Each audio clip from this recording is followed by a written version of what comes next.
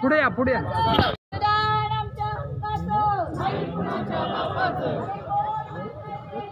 घेतल्याशिवाय राहत नाही.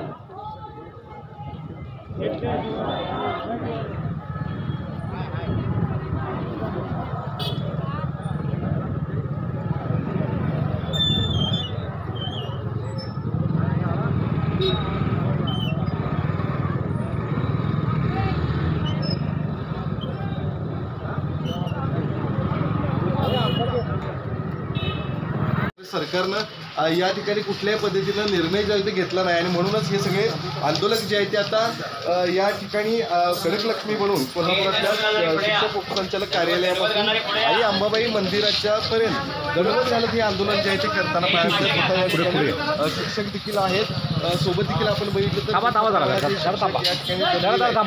अनेक वर्षांपासून खरं तर मागणी करतायत. वाढीव टप्प्याची घोषणा जी केलेली आहे त्याची अंमलबजावणी